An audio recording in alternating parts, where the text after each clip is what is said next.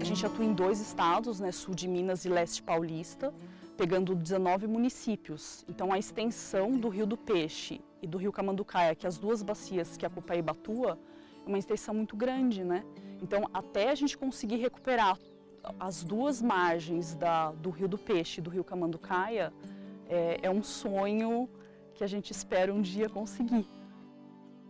A Copaíba foi fundada em 99, éramos jovens, a gente tinha aí entre 16 e 18 anos, um grupo de pessoas que se reuniu preocupados com a situação do Rio do Peixe. A gente saía para coletar as sementes nas cachoeiras, nos fragmentos de matas que tinham aqui na região. E aí a gente teve a curiosidade de saber que sementes que eram aquelas. Uma das primeiras sementes que a gente coletou foi a Copaíba, porque a Copaíba é uma espécie muito típica, né, da mata ciliar. Plantei algumas sementes e elas germinaram.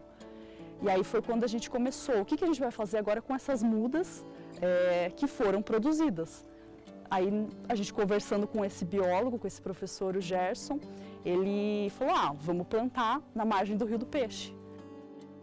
E aí a causa foi ganhando novos voluntários. A gente se mobilizou, então, aos fins de semana, a gente juntava as pessoas e plantava árvores na margem do Rio do Peixe. E isso foi ganhando força até que a gente foi se profissionalizar. E a Copaíba, então, aí com 20 anos de atuação, trabalha com a restauração da Mata Atlântica. A Mata Atlântica é um dos biomas mais biodiversos, né, do planeta, então a gente também tem que levar isso em consideração, né? Várias espécies endêmicas, mais de 60% das espécies que existem na Mata Atlântica está sob algum grau de ameaça. Então é uma região muito fragmentada, muito devastada, muito frágil mesmo. Esse aqui é o cedro, Cedrela officilis. É uma espécie nativa da Mata Atlântica, aqui da nossa região. É uma espécie ameaçada de extinção e a gente utiliza bastante nos nossos plantios. Ele é uma espécie de crescimento mais lento. A gente vai mostrar um cedro aí mais tarde que ele tem mais de 50 anos. Desde pequena eu gosto de meio ambiente, cresci numa fazenda e sempre quis proteger de alguma maneira. Então eu conheci a Copaíba por morar aqui perto. E aí eu já quis trabalhar por aqui. No fim eu trabalho com restauração florestal, que é sempre tudo que eu sempre quis, assim, trabalhar.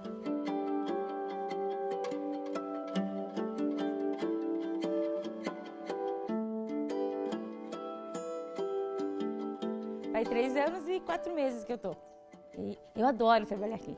É uma delícia você ver as plantinhas lá, você vê elas jogadas lá na terra, na areia, aí você vê elas germinando, depois você vê elas indo para campo, é muito gratificante você ver isso.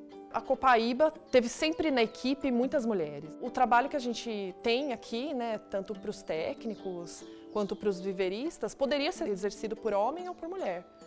Mas eu não sei, existe uma fluidez aí que as meninas acabam se fortalecendo no grupo. E acho também que tem uma questão de empoderamento também, né, que acho que isso também leva adiante, acaba disseminando de alguma forma a importância da mulher na cadeia da restauração florestal. Então elas estão dentro dessa cadeia, produzindo mudas, orientando os proprietários no campo, então tem todo também um aspecto aí cultural por trás disso.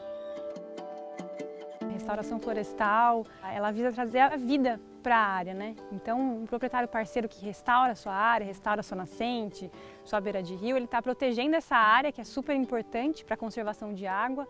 Além disso, ele está criando um novo ambiente para os animais. A gente planta espécies frutíferas para atração de pássaros, espécies ameaçadas de extinção para aumentar a diversidade dessas espécies, é benefício para a biodiversidade, para a conservação da água. Então a gente vê que quando você tem uma mata próxima de uma lavoura de café, por exemplo, aumenta a produção 30%. A polinização das abelhas é muito importante. Então conciliar conservação e restauração é essencial para a sustentabilidade da própria produção. E ajuda que volta mesmo, muitas águas voltam, os pássaros vêm mais, a fauna e a flora aumenta pra caramba, além da paisagem que fica linda.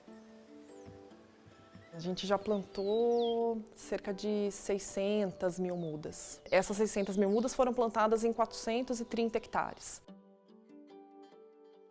toda a contribuição que chega para a Copaíba para a gente continuar o nosso trabalho de restaurar a floresta, de produzir muda, de sensibilizar pessoas, de fazer o trabalho de política pública, que também a gente faz isso, é muito importante.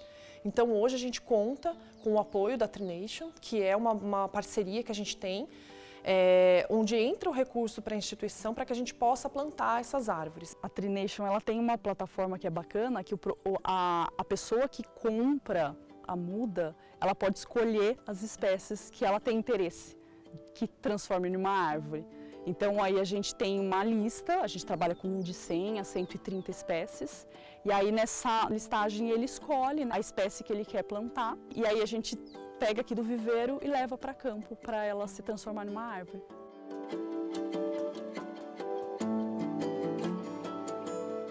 Eu acho que é uma satisfação enorme de ver o resultado, né, da floresta sendo formada, da água que eu antes não tinha e agora tem.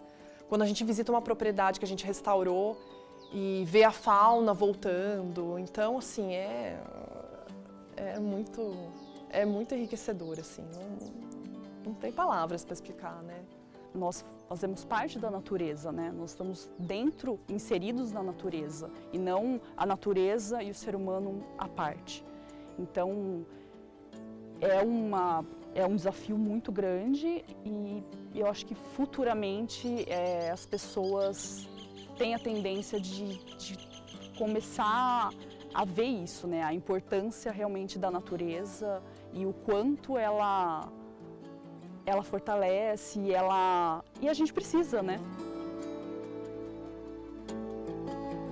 A árvore, ela não é... Eu não estou plantando só para mim, né? Estou plantando para os meus filhos, para os meus netos e daí para frente. Eu acho que todo mundo devia pensar assim, e pensar que não é para mim, é para o futuro, né? E cada dia mais estão só destruindo. Eu acho que é isso. Meu sonho é que todo mundo se conscientizasse e plantasse uma árvore.